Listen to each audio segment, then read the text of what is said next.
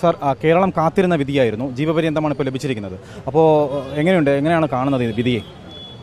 അല്ല, ഇതിനെ പ്രതീക്ഷയിൽ നിന്ന് വ്യത്യസ്തമായൊരു വിധിയാണ് വന്നിട്ടുള്ളത്. കാര്യം വെച്ച് കഴിഞ്ഞാൽ നമ്മളെ ലൈഫ് ഡെത്ത് സെൻറ്റൻസിനുള്ള വാദവും റയറസ്റ്റ് ഓഫ് റയർ കേസായിട്ട് കൺസിഡർ ചെയ്യണമെന്നുള്ള രീതിയിലുള്ള വാദമാണ് പറഞ്ഞത്.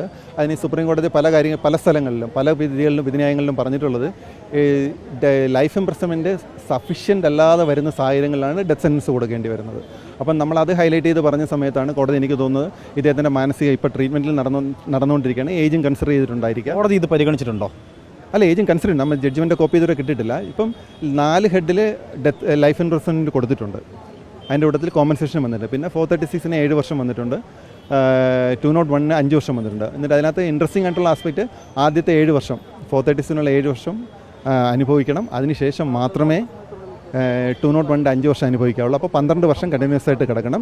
അതിനുശേഷം മാത്രമേ ലൈഫ് ഇംപ്രിസൺമെൻറ്റ് സ്റ്റാർട്ട് ചെയ്യാവൂ. ആ ലൈഫ് ഇംപ്രിസൺമെൻറ്റിൽ സെറ്റ് ഓഫ് അനുഭവിച്ചിട്ടില്ല.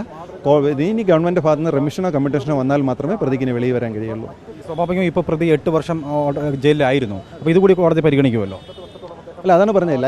ആദ്യം ഈ 7 ഇയേഴ്സും പിന്നെ 5 ഇയേഴ്സും കഴിഞ്ഞതിന് ശേഷമേ ലൈഫ് ഇംപ്രിസൺമെൻറ്റ് സ്റ്റാർട്ട് ചെയ്യുള്ളൂ എന്ന് പറയുമ്പോൾ ആ 7 ഇയേഴ്സ് സെറ്റ് ഓഫ് വരുന്നത് ഗവൺമെൻറ് ഭാഗത്തു നിന്നും സെറ്റ് ഓഫോ അല്ലെങ്കിൽ റെമിഷനോ വന്നാൽ മാത്രമേ അത് കൺസിഡർ ചെയ്യത്തുള്ളൂ. അപ്പോൾ അതുമായി ബന്ധപ്പെട്ട് മുന്നോട്ട് പോകുമ്പോൾ എന്തൊക്കെയായിരുന്നു വെല്ലുവിളികൾ? പ്രധാനമായും സർക്കംസ്റ്റാൻഷ്യൽ എവിഡൻസ് ആണ്. തീർച്ചയായിട്ടും സർക്കംസ്റ്റാൻഷ്യൽ എവിഡൻസിൽ ആ ചെയിൻ ഓഫ് സർക്കംസ്റ്റാൻസ് പ്രൂവ് ചെയ്യുക എന്നുള്ളത് വളരെ ബുദ്ധിമുട്ടുള്ളൊരു കാര്യമായിരുന്നു.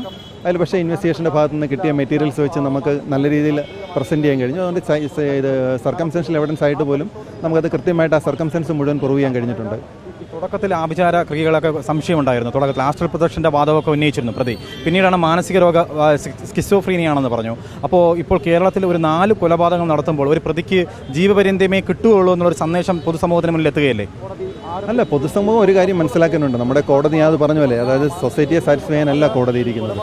കോടതി സുപ്രീം കോടതിയുടെ വിധികൾ ന്യായങ്ങളിലും അതിൽ പറഞ്ഞിട്ടുള്ള അഗ്രിവേറ്റിംഗ് മിറ്റിഗേറ്റിംഗ് സർക്കംസ്റ്റൻസ് എന്താണെന്നും അതിൽ ലൈഫ് ഇംപ്രിസൺമെൻറ്റ് എപ്പോഴാണ് സഫിഷ്യൻ്റ് അല്ലാതെ വരുന്നെന്നുള്ള കാര്യങ്ങൾ പറയുന്നുണ്ട്. അപ്പോൾ അത് വെച്ച് നോക്കുമ്പോൾ ഇദ്ദേഹത്തിന് ഇപ്പോൾ കൊടുത്തിരിക്കുന്ന പണിഷ്മെൻറ്റിൽ ഈ 7 വർഷം കഴിഞ്ഞിട്ട് 5 വർഷം സ്റ്റാർട്ട് ചെയ്യാവുള്ളൂ. അപ്പോൾ 12 വർഷത്തോളം കണ്ടിന്യൂസ് ആയിട്ട് കിടക്കേണ്ടി വരും. അതിനുശേഷം ലൈഫ് ഇംപ്രിസൺമെൻറ്റ് റിമൈനിങ് ലൈഫ് എന്നാണ് അതിൻ്റെ മീനിങ്. അപ്പം ഗവൺമെൻറ് ഭാഗത്ത് റെമിഷനോ കമ്മ്യൂട്ടേഷനോ വന്നിട്ടുണ്ടെങ്കിൽ തീർച്ചയായിട്ടും കേസിൽ വെളിയിൽ വരില്ല. അപ്പോൾ തീർച്ചയായിട്ടും പൊതുസമൂഹം ഇദ്ദേഹത്തിന് തിരിച്ച് നാട്ടിലേക്ക് വരുമെന്നോ ഇയാളൊരു ത്രെട്ടാവുമെന്നുള്ള കാര്യത്തിൽ അങ്ങനെ ചിന്തിക്കേണ്ട കാര്യമില്ല. പൂർണ്ണമായിട്ട് സംതൃപ്തിയുണ്ട് ഇപ്പോൾ?